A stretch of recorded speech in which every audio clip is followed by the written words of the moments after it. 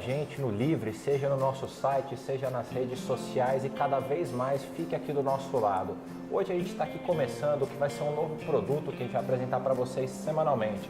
Do meu lado, ninguém menos do que José Arimateia Neves, o presidente da Associação dos Magistrados Mato-Grossenses. Ou seja, este homem é o homem que preside ao menos outros 286 juízes. É isso, acertei o número, né, doutora Ali?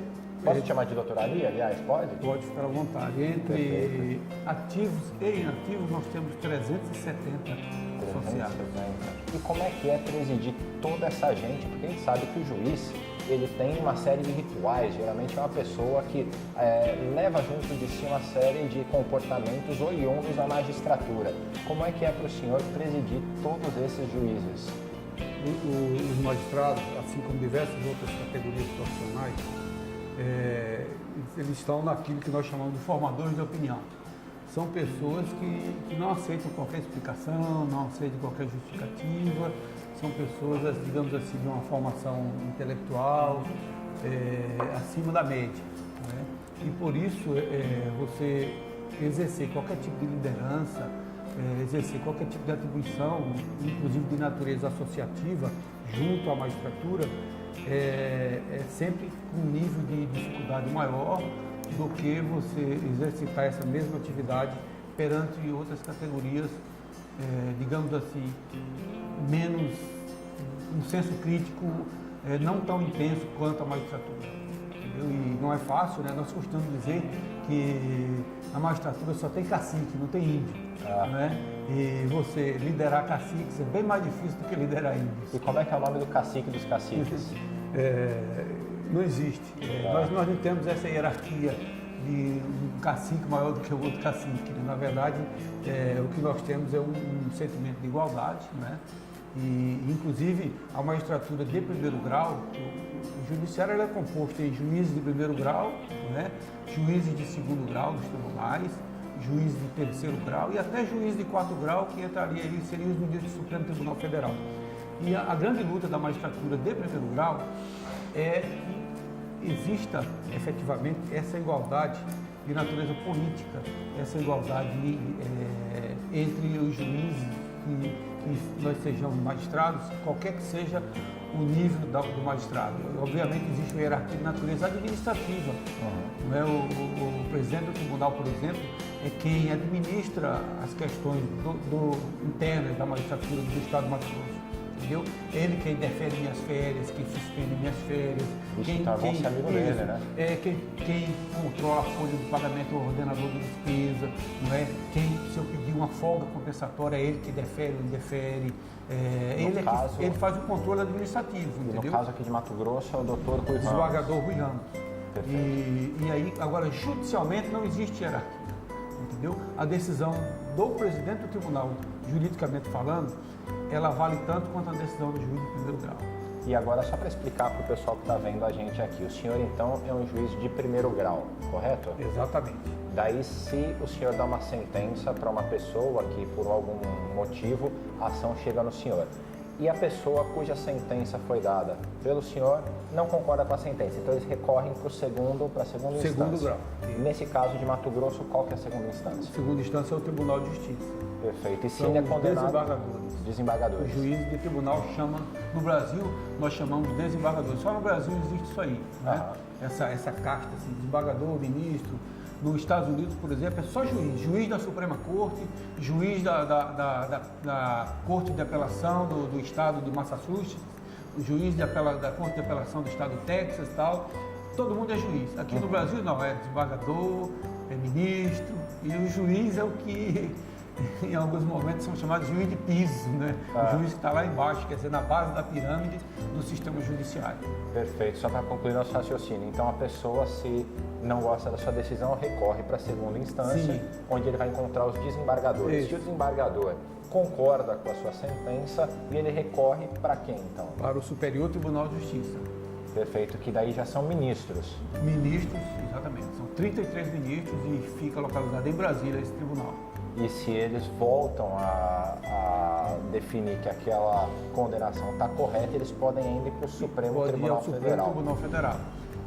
só se envolver questões constitucionais que pode chegar ao Supremo Tribunal Federal. Se envolver questões referentes à legislação, que nós chamamos de infraconstitucional, legislação abaixo e fora da Constituição, então não chega no Supremo essa causa, fica no máximo no Superior Tribunal de Justiça. E mesmo para chegar no Superior Tribunal de Justiça, existe um afunilamento muito grande. Tem o que nós chamamos de juízo de admissibilidade.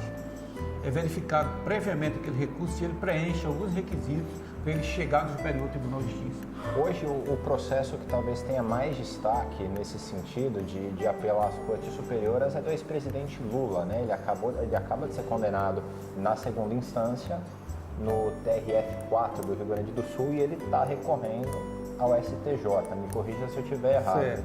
Então, nesse caso, ele está tentando ver se tem alguma coisa de direito na decisão, né? Eles não estão retomando a produção de provas. Exatamente. A produção de prova, a discussão sobre a prova, nesse processo do ex-presidente Lula, em qualquer processo, civil ou criminal, ele está restrito à análise ao segundo grau. No caso lá seria o TRF4, que faria às vezes o nosso Tribunal de Justiça aqui, certo? Para cima, para o Superior Tribunal de Justiça ou para o Supremo, só questões constitucionais. Questões referentes à lei federal, o Superior Tribunal de Justiça, e questões constitucionais do Supremo Tribunal Federal. Doutor Ari, o senhor já tem uma carreira aí razoavelmente longa, né? Agora há pouco a gente estava conversando e ele estava contando que ele começou a carreira dele em Rondônia, não foi aqui em Mato Grosso como magistrado. De lá para cá tiveram bastante aventuras, como o senhor comentou. O que o senhor estava dizendo, que eu acho legal de contar para todo mundo que está vendo a gente, o senhor ia de moto entre um tribunal e outro para fazer os julgamentos. Como é que é isso? Como é que é essa história? No período que eu vim para o Mato Grosso, eu vim para cá em 99, né? Eu entrei na magistratura em 14 de março de 94, lá em Rondônia, né? Fiquei 5 anos em Rondônia, em 99 eu passei no novo concurso e vim para o Mato Grosso. Na comarca de Juína, uma comarca na época de 7 municípios. E era vara única, Juína. Eram 7 municípios. A área territorial da comarca na época era de 122 mil quilômetros quadrados. Para você ter ideia, o meu estado de origem, o Rio Grande do Norte, tem 53 mil quilômetros quadrados. Então, eu era juiz sozinho numa área territorial mais que o dobro de todo o estado do Rio Grande do Norte. E desde que nós chegamos na comarca, nós observamos que as pessoas mais pobres, que precisavam da justiça, principalmente questões de família, não é? E aquelas pessoas que eram testemunhas em processos criminais. Não é? E tinha bastante processo criminal lá, porque lá é uma região de garimpo, não é? E em razão disso aí, onde tem garimpo, ouro, diamante, essas coisas, tem muitos problemas de natureza criminal. E nós observamos o seguinte, que aquelas pessoas, elas tinham muita dificuldade para vir, por exemplo, lá da Colniza, do Aripuanã, não é? Para vir para Juína. Tudo estrada de chão, 250, 300 quilômetros de distância. As estradas ficavam intransitáveis no período de dezembro a março. E as pessoas pobres tinham muita dificuldade, chegavam lá, a gente tinha que fazer, às vezes eu, o promotor, o advogado, a gente tinha que fazer uma vaquinha ali para pagar o almoço para aquela pessoa, um marmitex, e às vezes para pagar a passagem de volta. Né? Às vezes a gente solicitava a ajuda da assistência social da Prefeitura de Juína para ajudar essas pessoas. E a gente começou a observar isso aí e surgiu a ideia de esses processos que envolvessem pessoas mais pobres, que em vez de eles virem para Juína, nós nos deslocarmos até os municípios lá, Aripuanã, Colniza, Potiguaçu, Juruena. Nós começamos a fazer isso aí. O promotor concordou, o defensor público também nos acompanhava nessas viagens, no trabalho. E aí na época eu tinha moto, né? Eu gostava, toda a vida eu gostei da moto fora de estrada, e nós às vezes fomos algumas vezes de moto para Aripuanã, para Juruena, né? E saímos de moto, naquele poeirão, né? Às vezes a gente levava as caixas de processo, amarrava no bagageiro da moto, né? E saía ali fazendo essa aventura, uma aventura meio que jurídica, né? Porque nós íamos lá fazer audiência e ficávamos lá de manhã, de tarde, entrava pela noite. E assim, tinha hora para começar e não tinha hora para acabar. Doutor Ari, o senhor foge um pouco do figurino quando a gente pensa no magistrado, uma pessoa super séria. Eu imagino que as pessoas que estão vendo a gente aqui agora, eles também pensem nos ministros com as togas, né? E todo esse aparato. E eu acabei de ficar sabendo, descobri agora há pouco que o senhor até recentemente tinha cabelo grande. Como é que é, assim, o senhor é um pós-hippie, como é que o senhor gostaria de se definir? Não, 2008, 2009 eu usei cabelo grande mesmo, rabo de cavalo. Né? Na verdade é uma tradição familiar, né? Dos meus irmãos, nós somos em 10 irmãos, 5 homens e 5 mulheres. Os 5 homens todos sempre usaram cabelo grande. Né? Meu irmão mais velho hoje, ele é 7 anos mais velho que eu, ele tem 60 anos. Ele até hoje usa cabelo grande. Rabo de cavalo, cabelo grande, né? Barba também. E os outros irmãos todos usam cabelo grande. Só talvez tenha um deles que está ficando, acho que puxou mais o meu pai, tá ficando careca, o cabelo dele está subindo, ele não está podendo mais usar cabelo grande, né? Mas os demais usam cabelo grande, sim. Eu, durante um período, usei, depois, já depois de 2008, eu tinha 7 anos atrás, né? 10 anos atrás, eu tinha 43 anos, eu usei cabelo grande, sim, e já tinha usado outras vezes, né? Acho que é porque é uma forma de você até quebrar um pouco o gelo, né? Que é como você disse, né? A figura do juiz, ele é tido como aquela figura assim, meio que acima do bem e do mal. Né? E na verdade não é nada disso. O juiz é um cidadão, é uma pessoa comum como qualquer outra pessoa. Não é? O sangue do juiz é vermelho como qualquer ser humano. Não é? O juiz tem alegria, tem tristeza, o juiz chora, o juiz ri. Né? O juiz torce pelo Corinthians, tem juiz de mau gosto que torce pelo Corinthians, tem juiz de bom gosto que torce pelo Palmeiras. Não é? Tudo isso tem na carreira da magistratura. E o juiz, na verdade, é um cidadão, não é, que tem um peso maior do que os demais sobre os seus ombros, né? Porque julgar os seus próprios semelhantes não é fácil. Né?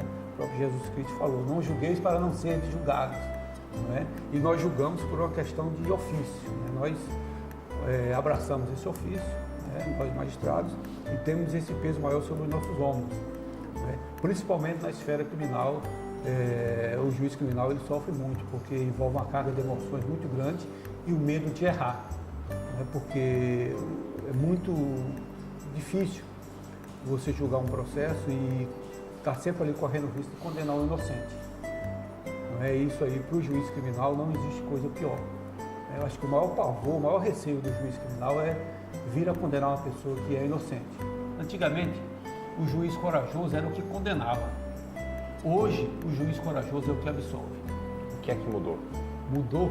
Mudou as pressões da sociedade, as pressões da mídia. Hoje, infelizmente, a transparência, digamos assim, a ação da imprensa, de uma forma geral, é uma coisa extremamente salutar, extremamente saudável para a democracia.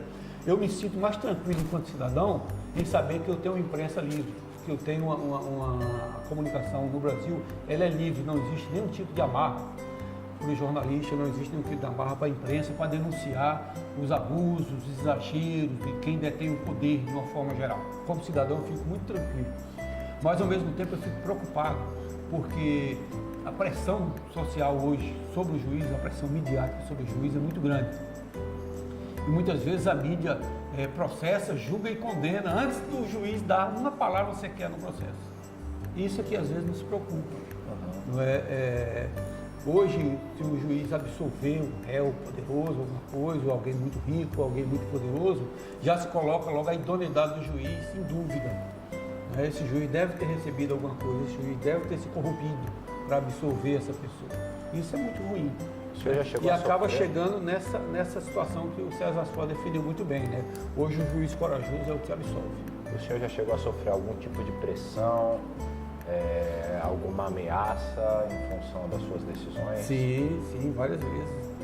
Para concluir aqui, vamos contar aqui para as pessoas que estão assistindo a gente um pouco mais do lado não juiz do Dr. Ari. Que tipo de música que o senhor ouve? Eu gosto de MPB e forró. Forró, o senhor dança? Dança. Olha só, então vocês aí que magistrado. Eu sou nordestino, né, sertanejo e gosto de forró e gosto de dançar forró. Que legal, que bacana. Que tipo de comida que o senhor gosta? Em comida eu sou eclético, eu gosto de experimentar todas as comidas. Inclusive, por onde eu viajo, uma das primeiras coisas que eu faço é experimentar os sabores de cada região por onde eu passo, por onde eu ando. Em comida eu sou definitivamente eclético, não tem assim um gosto. Qual que mais te chamou a específico. atenção? Ou alguma que te chamou bastante atenção que o senhor se lembra? Gosto de coisas mais caipira, assim, a pamonha, um peixe assado. Está lendo algum livro agora nesse momento? Estou terminando de ler um livro interessante, Império, o nome desse livro, né, que faz uma análise histórica, né, a partir de fatos. O resumo do livro seria assim: como uma ilha chuvosa no Atlântico Norte formou o maior império da história da humanidade, que é a história do Império Britânico. O nome do livro é Império. Ótimo. Qual o último filme que o senhor viu? Tem um pouco ao cinema. Eu estou assistindo o Graal, né, a Guerra do Graal, que está passando na History Channel, né, a Guerra do Graal. Estou assistindo, muito bom, eu gosto desses filmes históricos. Tá ótimo. Doutor Ari, muito obrigado aqui pela entrevista. Okay, e eu agradeço também vocês que assistiram a gente, conhecendo um pouco mais de quem que é o doutor Arimateia Neves, o presidente dos juízes aqui de Mato Grosso e o vice-presidente de todos os juízes do Brasil inteiro pela AMB, Associação dos Magistrados Brasileiros. Continue acompanhando a gente. Na próxima semana a gente traz mais uma pessoa ligada ao judiciário para você conhecer um pouco mais do trabalho dele e um pouco mais quem ele é. Um abraço.